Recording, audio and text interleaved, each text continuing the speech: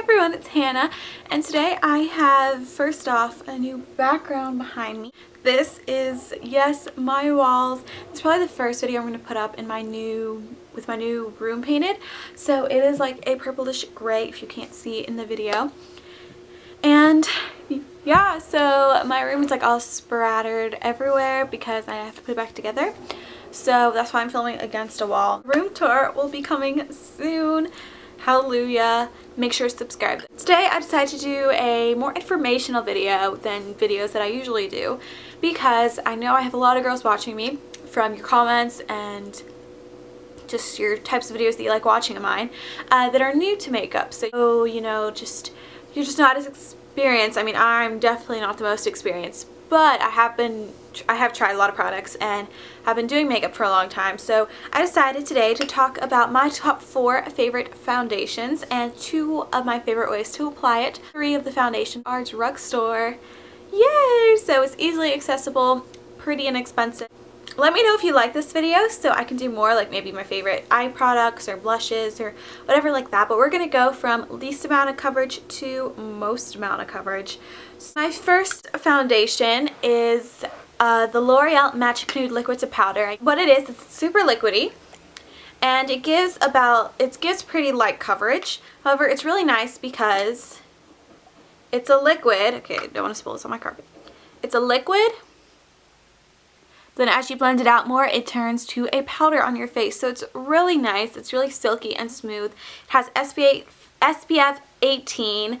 I'm in the shade 326 True Beige. So in case you're wondering, any of my shades, most of them have the word beige in them. I personally really like this for just days that I want something really light on my skin. I don't want to have to apply a foundation and then powder again. If you have blemishes, you may need to apply concealer just because it is very light coverage. I have the whole Nowhere Go, which is like more in-depth review on it that I will link below if you want to know a little bit more about it and stuff like that. It's not super moisturizing. However, it's not going to keep you matte. Like if you're really wanting to be matte, you're going to have to apply a powder over this. That's what I do if I'm just wearing this alone and want it to last. Other than that, I think it's really nice. Just on the skin, it just blurs everything. It just blurs it, and I like applying this after, like if I've had my makeup on for a long time and I just need to refresh it, like for filming a video, I actually did this today, or if I just need to refresh it before an event or something, then I'll just take a little bit of this and smooth it over my already foundation from earlier that day, and it really just helps lift it and get rid of any discoloration or anything. If you want a more in-depth review, then I will link a link to one of mine below. The next one I'm going to talk about, I discovered last year. It came out last year, and it is by far one of the most amazing foundations I've ever tried. I've been wearing this lately because it's in my winter shade since I got it last winter, but it is the CoverGirl Stay Outlast Stay Fabulous 3-in-1 foundation. And it has a pump, which is totally awesome. I love it. It's great for in the morning. I can just put it on the back of my hand if I want to use the applicator, or just put it into my fingers to use with my hands. And okay, so this says 3-in-1 because it is supposed to have the lasting power of a primer, coverage of a concealer, and blendability of a foundation in one, and it says it's supposed to keep you shine free as well. So it's supposed to be 3-in-1. It has SPF 20. I'm in the shade Warm Beige. Again, it says all day flawless coverage. I think this has definitely medium coverage, which I love. That's about what I need because I do get a lot of little bumps or blemishes, but I don't want something so full coverage that makes the rest of my face look cakey. So I feel this is good for girls like me who have blemishes and they just need to they want to put something just all over their face. However, it doesn't keep me shine free. I notice even when I apply setting powder over top of this by the end of the school day, I still have a lot of shine around my T-zone. So it's not the best for shine. However, I think it is just a great foundation. And I know girls who use this like on YouTube who have dry skin, who have combo, and who have oily. Just as it said, for oily, it's not going to keep you super matte. You may need to reapply powder or use a setting spray or something. So moving on to my last foundation, this one I would say would have about the highest coverage. These are really similar, however this one I feel like just gives a little bit more coverage. This is the Revlon Color Stay 24-Hour Makeup, and they have 2 different kinds. They have the skin normal to dry skin and combination to oily skin. So I have the combination to oily, duh, you know me, as I've talked about in this video. So it's supposed to wear for 24 hours, live a flawless look and a lightweight feel. I don't know if it lasts 24 hours, but it does last pretty long. I think it lasts a little longer than the Stay Fabulous, but it like if I wear it from 8 a.m. or I get up, I usually apply my makeup around like 6, so from 6 a.m. to like after dance rehearsal at 9, it doesn't last that long. My skin gets shiny and it peeks through and stuff like that. So it's definitely not 24 hours, but it does last a pretty good time. I personally love it because they have lots of shades again, and because it's really nice, thick and creamy and good coverage. So it's pretty thick, as you can see, and it'll cover blemishes. So sometimes what I'll take a little bit and put it on an area. So I get a lot of blemishes like right here and around my nose. So I'll just put it there and sort of blend out with one of the brushes I'm going to be showing you. And it just works great like that. So if you're looking for something a little bit more full coverage, this isn't completely full coverage, gonna cover a tattoo.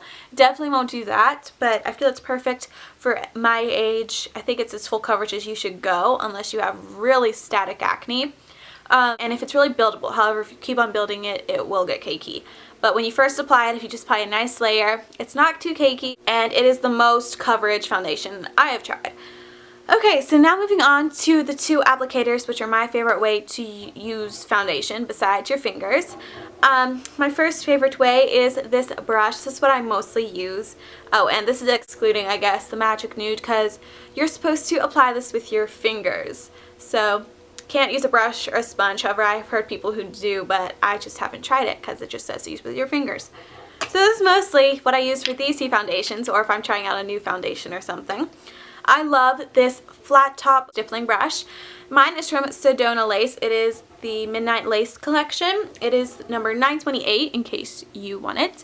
And it is amazing. I got this last Christmas with the set of the Midnight Lace, and it is just, it blends flawlessly. It just makes your foundation look gorgeous. It's good for, you can, with the stippling brush, you can pat it like this, or you can blend whatever you want. It is amazing. And if you just want one brush for your face, you know, like foundation wise, I definitely recommend this. So I'll leave a link below to Sedona Lace. And then the other way I like to apply my makeup is with a sponge, or in particular the Beauty Blender. It just comes in a packaging like this if you just get the single, and it comes a lot smaller. It's basically just like an expensive sponge if you think about it. That's what I thought when I first saw it, because it's $20. However, it is way more than a sponge. I've tried the dupes, I've tried the regular sponges. This is just the best. I just damp it, I just wet it a little, so I run it under this faucet and then squeeze all the water out before I use it. And I use this end for foundation and then the pointy end for concealer and under my eyes concealer. So yeah, it is just, it makes your foundation look airbrushed and flawless, like you aren't even wearing any. Even when you use foundations like this, it just makes it look like it's your bare skin. So I totally recommend this. And with concealer, it's amazing at getting in and blending it. It also makes it look flawless, like you're not even wearing anything.